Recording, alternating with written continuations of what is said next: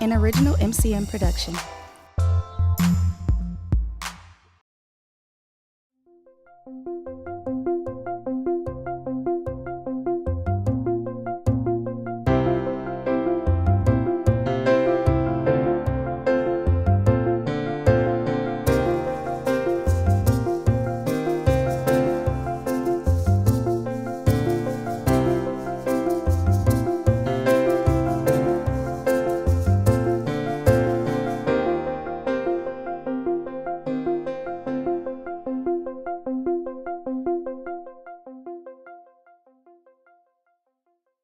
Let's get on to our program. I'd like to call Jeff Fleming, president of Kingston Crossing, up to the podium to introduce our speaker. Thank you, President Joanne. For decades, violence in Milwaukee has stood as an intractable problem. The numbers of shootings and homicides has remained unacceptably high. Unlike many other public policy matters, for violence, the stakes are literally life and death. Traditionally, Milwaukee and most other cities have looked at violence as a police issue, with officers responding to the latest emergency and arresting assailants. But experience shows that that approach does little to stem the problem. Yes, as a community, we've invested in children's programs. We have worked to promote the economy and job creation, and many have worked to reduce the number of guns in the hands of people who should not be armed. There has been an epidemiological approach, a community prosecution approach, a broken windows approach, but as beneficial as all these efforts might be, the problem of violence remains huge. Police will always be part of addressing violence. However, under the direction of Mayor Tom Barrett, something different is underway. His Office of Violence Prevention, which is located within the Milwaukee Health Department, is pursuing new strategies and partnerships designed to reduce violence. And importantly, these strategies and partnerships involve individuals with a depth of knowledge of what's really happening on Milwaukee streets. Mayor Barrett has entrusted the Office of Violence Prevention to Reggie Moore. He is a leader who has committed his life to advancing the health and safety of children and families in Milwaukee and, frankly, throughout the country. Prior to joining city government, Moore co-founded Urban Underground, a youth leadership and advocacy program. He served as the national director of youth activism for the Legacy Foundation in Washington, D.C., and he founded the Center for Youth Engagement in Milwaukee. Today, we'll hear about the efforts of the Office of Violence Prevention and a preview of the 6 goals that comprise the forthcoming Blueprint for Peace, a comprehensive, community-driven plan to reduce violence and promote healing and resilience in our city. It is my honor to welcome the Director of the Office of Violence Prevention, Reggie Moore.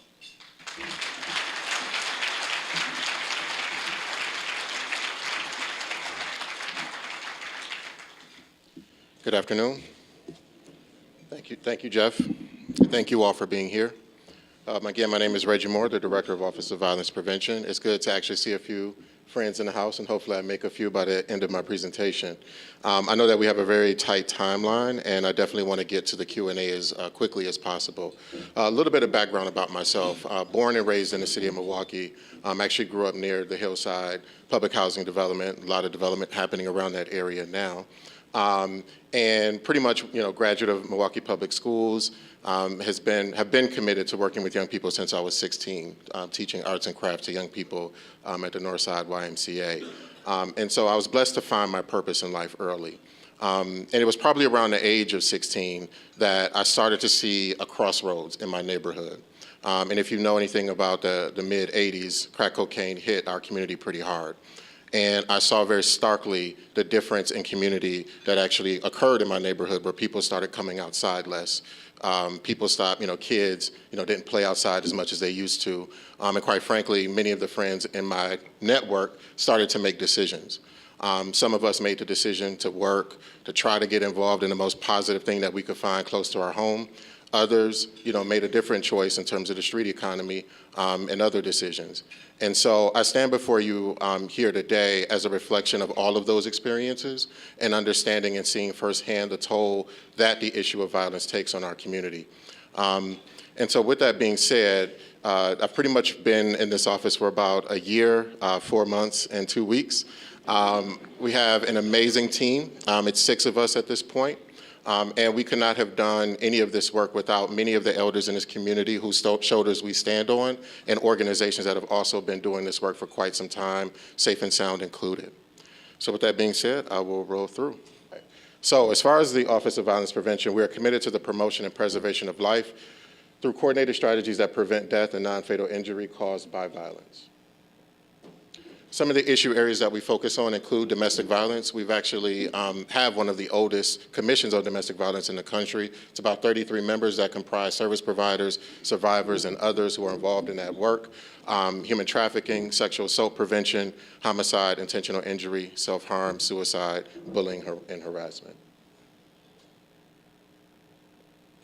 So the blueprint actually started basically 9 months ago at this point. So in November of 2016, Mayor Barrett called together as many members of the community as possible. I want to call out Marquesa here and U Black and Wisconsin Voices, who was also a part of that, and several other folks around the room, including Katie Sanders, who are part of that launch. And basically the launch was to bring the community together to basically, one, talk about the need for this type of blueprint, and two, what are actually some of the driving factors that either drive violence in our community, and what are some of the protective and resilience factors that we need in order to reduce the likelihood of violence. So that's essentially the goal of the blueprint, is to reduce incidents of both interpersonal and structural violence through the development, implementation, evaluation, and sustainability of strategies that promote community safety and resilience. And the planning process is actually funded by the Healthier Wisconsin Endowment at the Medical College of Wisconsin, which you might note several years ago had funded a multi-million-dollar initiative called the Violence Prevention Initiative. And so this is their recommitment to this issue in the city. This framework right here was developed by the Prevention Institute out of Oakland, California. And if you're looking for more information on this issue, the Prevention Institute is sort of a leader in terms of research on prevention, not only in terms of violence, but also other forms of risk and public health. But what this really calls out is the intersection, because we talk about a lot of things in our community in isolation. We talk about economic development in one place, we talk about violence prevention in another, we talk about what's happening with young people and families in a third, and it's really important to look at that all of these things are interconnected. And when you look at maps around the city where there are high rates of concentrated poverty or high rates of concentrated despair of any sort, you will also see high rates of violence. And so the two go hand in hand. And so with this planning process, we intentionally looked at the intersection between economic opportunity, people, as well as place. And so if a neighborhood has not received the level of investment that it needs to rebuild, to actually put up cameras, lights, other things that may be protective factors for that neighborhood, improve playgrounds, all of those things enhance risk. The same thing with people. And I keep calling out Safe and Sound based on some of the work that they've been doing over the years, but really around building resident and neighborhood engagement. So if residents don't feel confident in being active and building block clubs and being involved in active and crime prevention in that area, it also creates the conditions for violence. And then when you talk about structural issues around segregation, around systemic neglect and some of the policies, economic opportunity, or that third top bucket, is something that we have to be intentional about. We can't ignore that there's been historical trauma that has occurred in our country and in our community, including redlining, as we talk about the 50th anniversary of the fair housing marches in this community. That is connected to violence. And so when you have all of these things, one, creating risk, but also looking at how do these three sort of buckets create opportunity. If we actually focus and coordinate our strategies in an effective way, we can start to make a difference on many issues, including violence. So in terms of causes of violence, we look at 3 different levels within the Office of Violence Prevention. One is structural, which I talked a little bit about, around racial and economic segregation, poor school quality, declining police legitimacy, concentrated growth of single-parent families, economic or income inequality. Developmental is looking at what happens across the lifespan. So you think about it as an on-ramp and an off-ramp.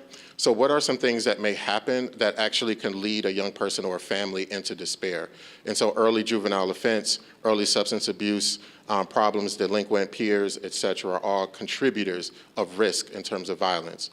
And then the last one, which we see a lot on the news and I think captures our attention greatly, is situational violence. And unfortunately, that is the form of violence that drives a lot of the gun violence that we see, not only in Milwaukee, but around the country, where it's oftentimes a semi-random incident that happens. And you've probably heard the chief say this repeatedly as well. You have very small incidents or arguments or offenses that lead to a gun being pulled and a shot being fired. And so when we think about situational violence, it's really hard to predict where it's going to happen because it typically is relational. So we're in the same car together, we're in the same social network, we hang out. And so something could happen where we confront another group or we have a conflict within each other that leads to an act of violence. So in terms of evidence-based situational programs, one of the things about the blueprint process, which, by the way, you have an overview document on your table, and that is a summary, what we call the DNA of the plan, because right now it's about a 90-page plan with about 6 goals and 29 strategies within it. But we really wanted to give people an opportunity to digest really the crux of the plan and to be able to ask questions and provide feedback. If there's any goals that you question are not clearly reflected in the blueprint at this point, or any strategies that you want to ensure that are considered, we definitely still invite you to do that as we enter the final weeks of the final draft of the plan, which will be released by mid-September. And so with that being said, in addition to significant community input, over 1,000 young people have contributed to this survey, and over 5,000 community residents and organizations have contributed to this process. Katie is also on the steering committee of the blueprint planning process, including the chief, the mayor, county executive, folks from Children's Hospital, the Healthcare Partnership, mothers who've lost their children to gun violence, young people. It's a very diverse group of leaders who make up the steering committee for the process. And so what they've ensured is that community voice is centered in this process, but also that we consider evidence-based practices locally and around the country that have been shown to reduce violence. And so I'm just going to highlight 3 here, and then there's going to be a short 2-minute video clip about a model that we're actually looking to expand in Milwaukee. So the first is called focused deterrence, and that's really have been targeted. If you heard of the Boston Miracle, it's really centered around that, where you look at sort of groups of individuals that have been involved in high rates of violence, and you really target that group and to say, regardless of everything else that's happening, your group has been identified as a group at high risk of perpetuating violence. If another body drops, the entire weight of the criminal justice system will be devoted to that group, but also on a balanced side, that there are community resources committed to also helping you make better choices and perhaps get on a better path. And so that has been shown to have significant incidents of violence reduction in communities that have done it well. We have also looked at communities that have done it horribly. And oftentimes what you see is it's either on the criminal justice side where there isn't it's not real that actual threat can be enforced in terms of the enforcement side. And then in other communities, there have been a lack of capacity among social service organizations to provide the support to help people get out of the risky life that they may be in. And so it's really important that there's a balanced investment and a balanced coordination between the two. And it's important that the threat side, or what you call the carrot and stick side, that is not overemphasized. We're doing a little bit of that with something called Project Safe Neighborhoods in Milwaukee that's being led by the Alma Center and their Welcome Home Project in partnership with the Milwaukee Police Department and the Department of Corrections, where individuals who are returning to community who have been involved in gun violence are encouraged and provided support to re-enter in a healthy way. The second one is called Cure Violence. You may have heard of Safe Zones, which the city has funded for the past 2 years. It was piloted in the Garden Homes neighborhood in 2015. In 2016, it was expanded to Garden Homes and Franklin Heights. And it really was a locally developed effort that was inspired by Cure Violence. And Cure Violence is a model developed by Dr. Gary Sluckin out of Chicago, the University of Illinois, Chicago, that basically hires and trains individuals that have been involved or, let's say, infected with violence in their past, who are in a state of recovery to the degree that they can now go and be public health workers and interrupt violence from happening in high-risk areas. And so that is a model that we're actually looking to expand, and with the support of Julia Taylor and the GMC, Ellen and Catherine at the Greater Milwaukee Foundation, among others, we're right now in the process of securing resources to actually implement this model on a year-round basis starting in January. Lastly is hospital-based violence intervention, which is also connected to CURE. So in Chicago, for example, they only had one level 1 trauma center, and they just built a second one on the south side of Chicago. In Milwaukee, Frederick is our only level 1 trauma center. And just to tell you a story or a context, we oftentimes, coming into this job, the only sort of breadcrumbs that were left was from our predecessor, Terry Perry, as well as looking around the country at other public health departments who have an Office of Violence Prevention. Now we're getting calls with Oakland wanting to start theirs. Baltimore is also starting an office. And so it's been really interesting looking at what has worked and what hasn't, and what the role of an office like the Office of Violence Prevention is. And so we oftentimes do respond to crime scenes, particularly when a child is involved. And so thinking about Justin Evan, who was the 12-year-old who was shot on his porch, he was literally about to go fishing with his uncle, and there were several other children on the porch. And so when the gunfire started, he was able to get 3 other children up onto the higher porch, so it's like concrete steps and then the wood steps in the porch. However, Justin was in the car already, and he actually got out of the car, and his uncle didn't realize that he was running up behind him, and that's how he got shot. And literally, he took him and put him in his car and drove him to St. Joseph's Hospital. I know a lot of people who unfortunately have been shot or assaulted who've gone to St. Joseph's Hospital. And it wasn't until meeting with, we've been having several meetings with the Frederick staff, Dr. Hargarten being one, the head of security at Frederick, the head of psychology in the social work department, as we talk about expanding hospital-based violence interruption, is the fact that oftentimes, unless it's a minor gunshot wound, like to the hand or something like that, they typically ultimately get transferred to Frederick. And so a lot of folks in the community don't know that. And most importantly, individuals who have been shot are actually the highest indicator. So regardless of whatever algorithm or whatever, looking at a arrest record or social network, one of the highest predictors of a person engaging in gun violence is if they've been a victim of violence themselves. And then you layer that with their arrest history, social network, et cetera. So with that being said, hospital-based violence interruption is critical. Project Ujima primarily serves young people and is primarily focused on aftercare, including adults. This would be actually hiring someone from the community that has a very direct connection to particular networks in the community, that if a high-risk individual is being treated for a gunshot wound, they're intervening and starting to work with that person to understand what led up to them being shot, if there's a likelihood of retaliation. And we'll also have community-based violence interrupters who can begin to work on that issue in the neighborhood to try to stop the likelihood of retaliation. So with that being said, the next slide is supposed to be a video if it works, and hopefully sound works as well, about Cure Violence and their hospital-based violence interruption.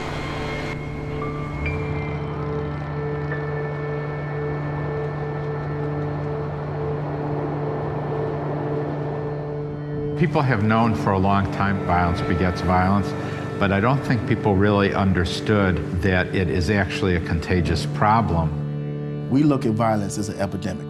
It's a disease, and it's contagious.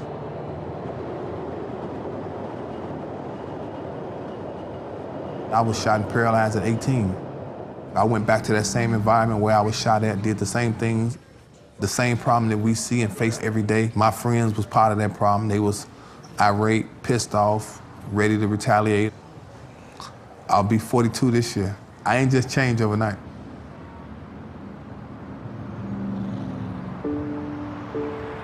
We partnered with 3 level 1 trauma centers. It started out with outreach workers, then violence interrupters, and then you took those same 2 components and put it inside the hospital institution, where we just replicate what we did in the community. We do have a particular interest in patients who've been victims of violence and who've been exposed to violence. When someone comes in with a violent injury, with a gunshot wound, for example, we're already kind of attuned to the notion that we need to investigate not only what happened in this particular instance, but what happened before. Whenever someone is shot, stabbed, or jumped on, either myself or someone from my team go talk to the victim and the family. Hold on, that's the hospital calling right there. Anyone at the hospital staff could call the hotline number, And this is 7 days a week, 24 hours a day, right then and there in the crisis. Okay. Is he awake and talking? All right, thank you. Violent injury accounts for maybe half of our patients here. We know that our patient population comes from a place where they may have witnessed violence before, they may have seen their friends or loved ones shot or injured in some way, or people die. When you look at the people that we're serving, these are some of the people that, people have gave up on, threw their hands up and say enough is enough. But because we come from some of those same neighborhoods, because we're familiar with that same population, they tend to listen to us. We give them the platform to say, you could change your life. It's some people that we've ran into that we knew about before we even ran into them, that we knew it wasn't no change in these guys. But the fact that they were in here, we had that opportunity. The door opened. Violence is a public health problem. What happens when they leave the hospital? There has to be a community. That community has now been traumatized. That family has been traumatized. I'm probably one of the most modest people you're probably gonna speak to, at least that work for Ceasefire. But if I was to sound cocky, we damn good at what we do.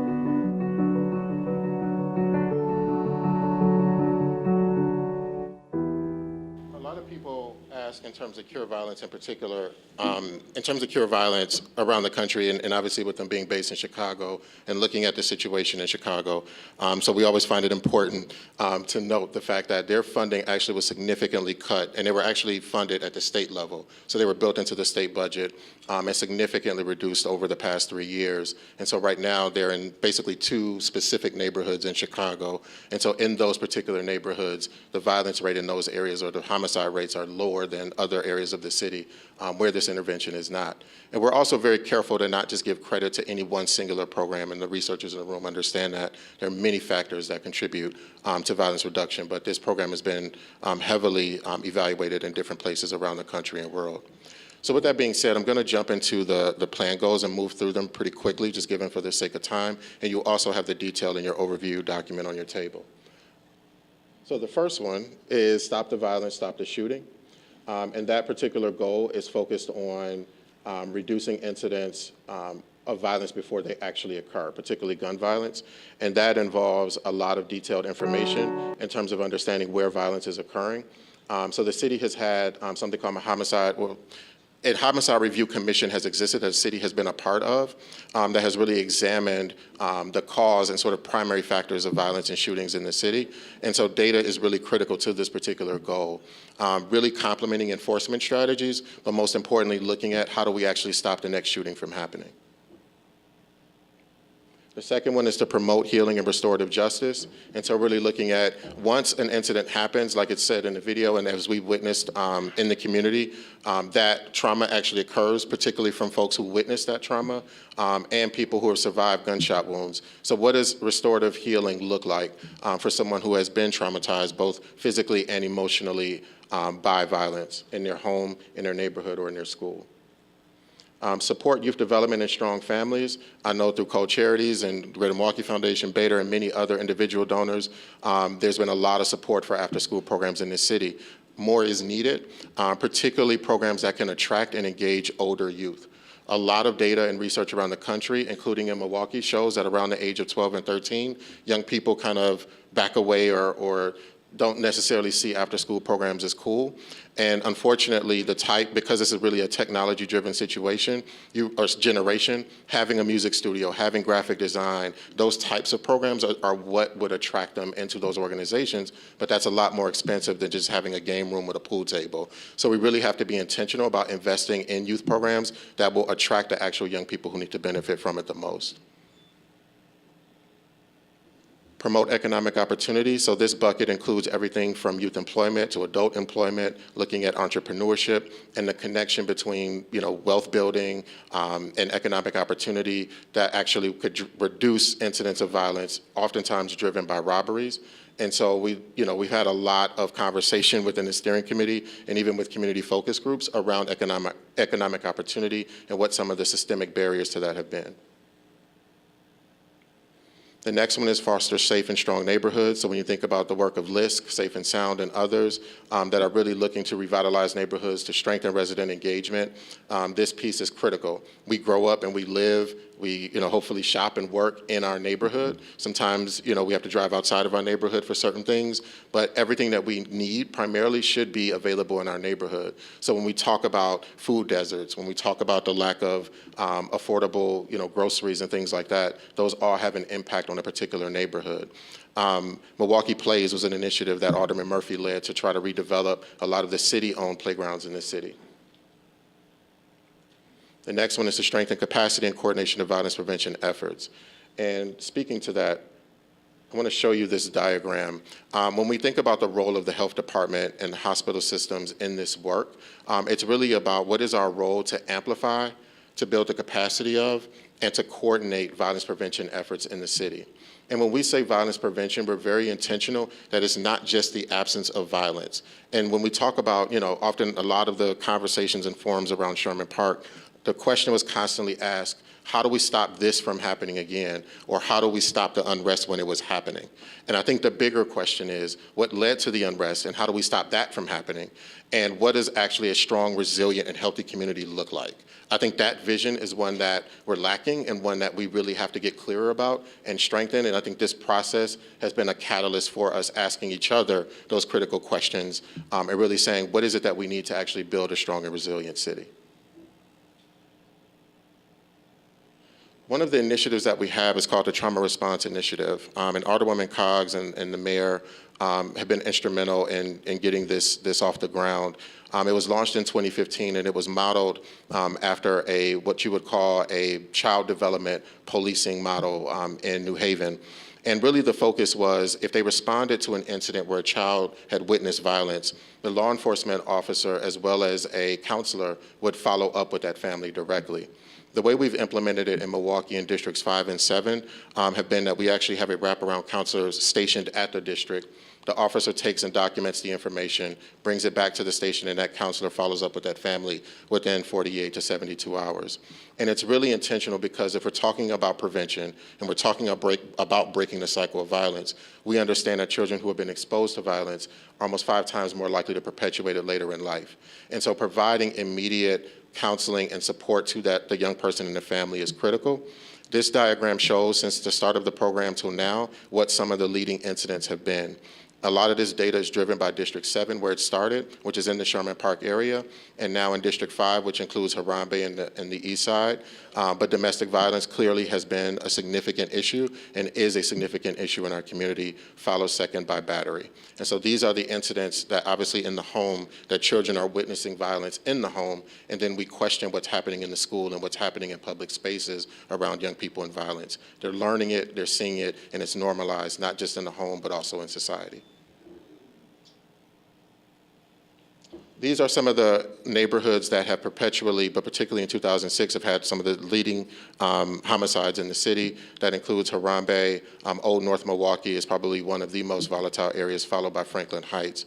There's been a lot of great work happening in Imani, but just north of Imani and sort of what we would call Franklin Heights, there's still been a significant level of violence that we're trying to get a handle on. So a lot of the strategies in the blueprint are not meant to be scattershot and done all over the city. We are intentionally going to be focusing on specific people or populations and neighborhoods in terms of the interventions in the blueprint.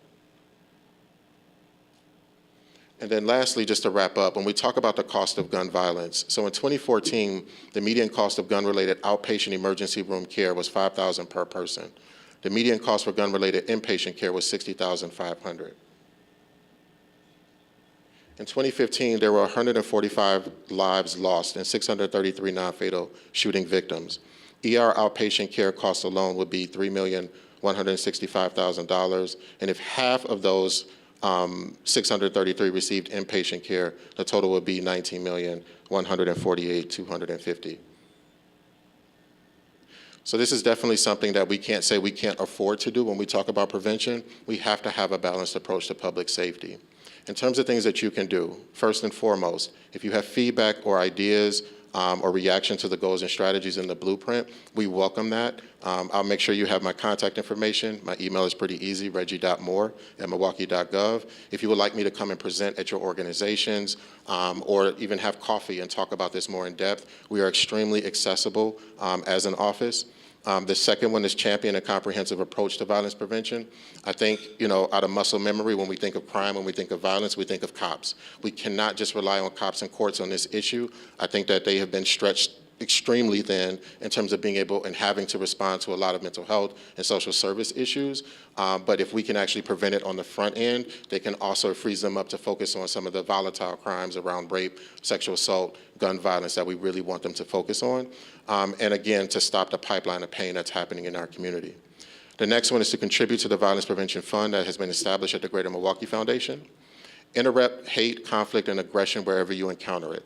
And so thinking about in your own families, thinking about your social networks, thinking about when you're out. And again, we're not asking anyone to put yourselves in physical danger, but really if you see something happening, don't feel like it's somebody else's business or someone else will do something about it.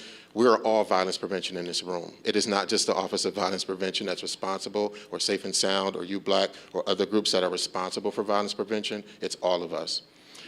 There's a Healing Justice Alliance conference will actually be in Milwaukee, September 24th through the 27th.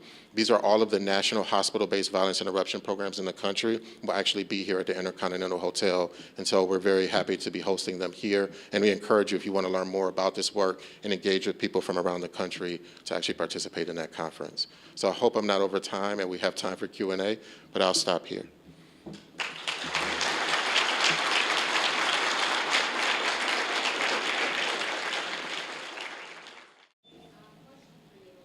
So the question is, how have gun laws, I'm assuming you're speaking specifically to CCW, laws contributed to this issue? One of the things, and just in community conversations that we've heard, is that a lot of people have gone and gotten their concealed carry, particularly a lot of mothers, particularly single mothers, when you look at some of the classes, particularly in a central city, who have purchased guns. A gun is a tool, just like a hammer or any other tool. Unfortunately, it's a lethal tool. And one of the things that we've been concerned about is the increase in children actually getting access to guns and ending up inadvertently shooting each other or themselves, and in some cases their parents. And so gun safety has been something that we've definitely talked a lot about. The chief has been very vocal on this issue as it pertains to the human holster sort of loophole, where people who understand, who may have felonies, who are illegally disallowed from carrying a gun, will hand it to someone in the car who is not. And so when they get pulled over, this guy has 4 guns and there's 4 people in the car, but no one else owned the gun. And so just thinking about, straw purchases, all of these things definitely contribute to this issue. Oh, wait, I'm sorry, here and then here. I would start with, number one, I think raising the profile of prevention. One of the things that we've heard, well, one thing is that a lot of people felt like the office was new. It's been in this city since 2006, and it's done a lot of great work, I think, on domestic violence, which is, one of its leading issues. But as it relates to gun violence and how do you actually prevent it, and engaging as many people in the community in that conversation as possible is one starting point. I think the second piece is actually being responsive. So unfortunately, I ended up in the Sherman Park incident from the very beginning. The mayor's office actually called and say, Reggie, can you stop by? And the mayor had been out there earlier that day, when Seville was actually shot, and said, there's a large crowd, can you just see what's going on? And so by the time I got there, it was basically, sun was going down and things started to actually escalate at that point.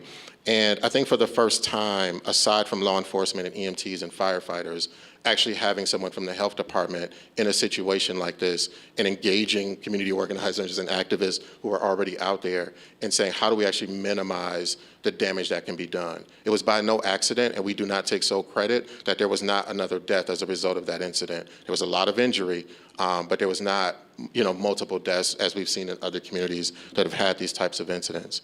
The other is that on the 4th month of the job, we actually secured a $5 million 5-year grant from the Substance Abuse and Mental Health Association of America.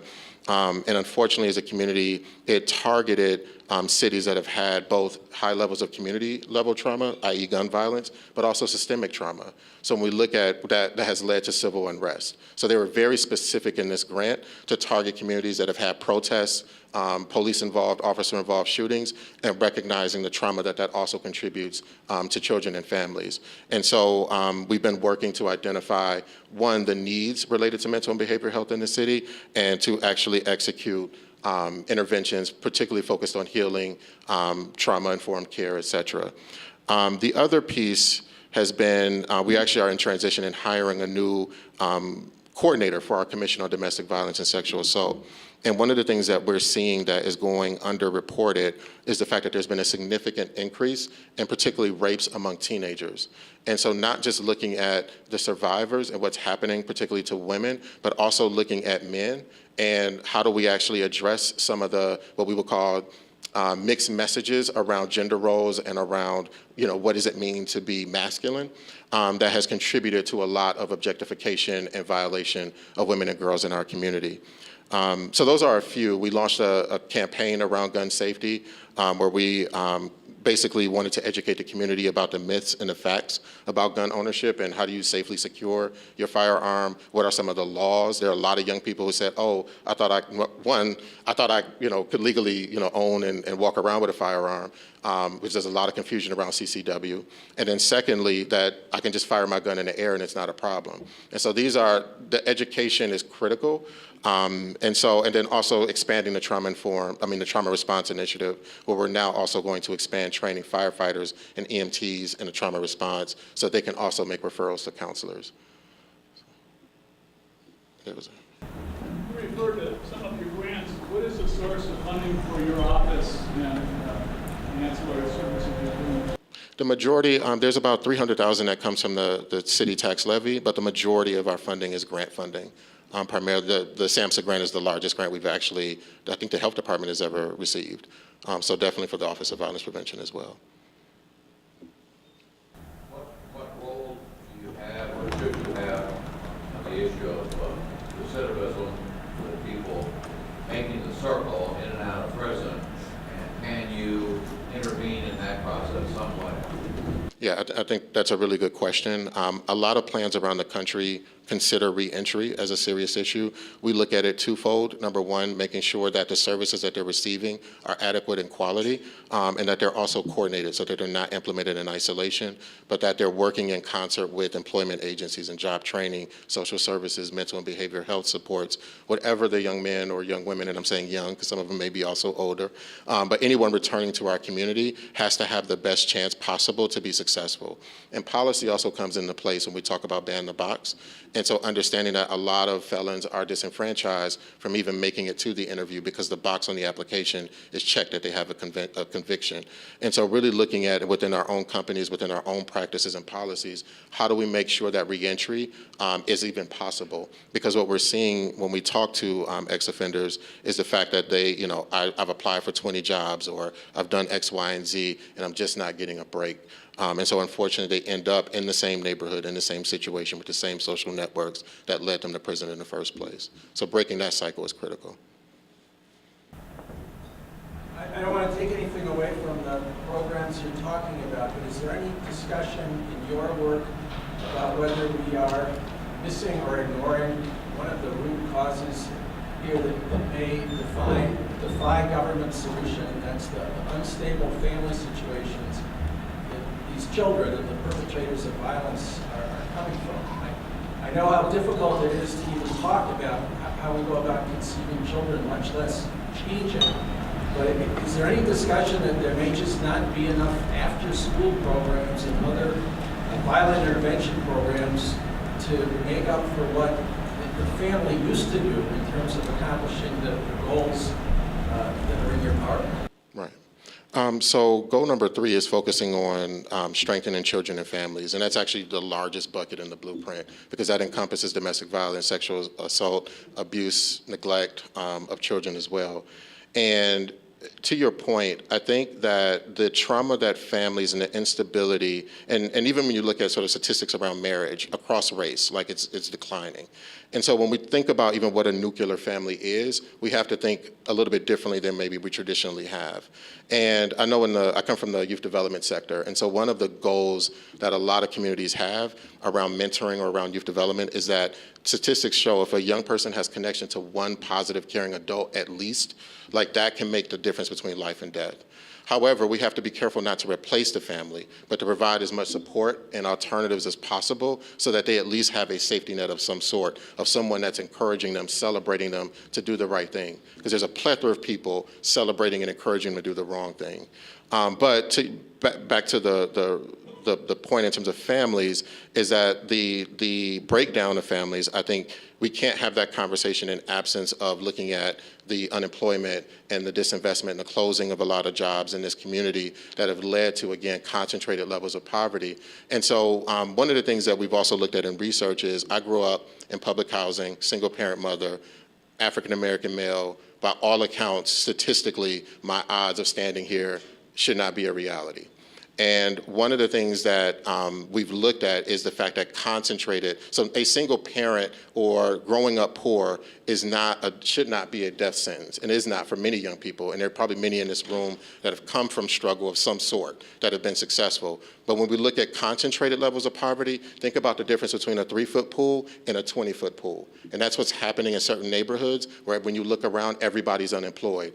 Everybody is struggling. Too many people are coming back from prison and unable to climb out of that situation. So as a young person, my likelihood of having hope, my likelihood of doing better or even being motivated to follow through in school when I see so many people with degrees laid off is going to be less likely. So I think strong families are a critical component and have been a part of our process, but we've also been clear that this plan and this blueprint will not solve all of the structural issues, and that we can't wait necessarily, and I say this gently, to solve some of those macro issues to stop Johnny from shooting.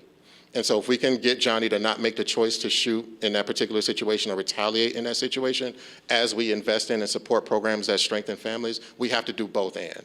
And so unfortunately, we've made choices not to do that, and it's going to require a significant amount of resources.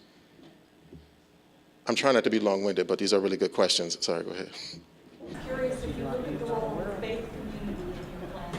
Yes, we do. And the mayor has a ceasefire Sabbath every year, and we were able to share the outline with them as well. And one of the things that they called out that was missing was the fact of faith and spirituality as a resilience factor. So that was something that we did add within the blueprint. Milwaukee Public Schools, I heard seeing that name mentioned today.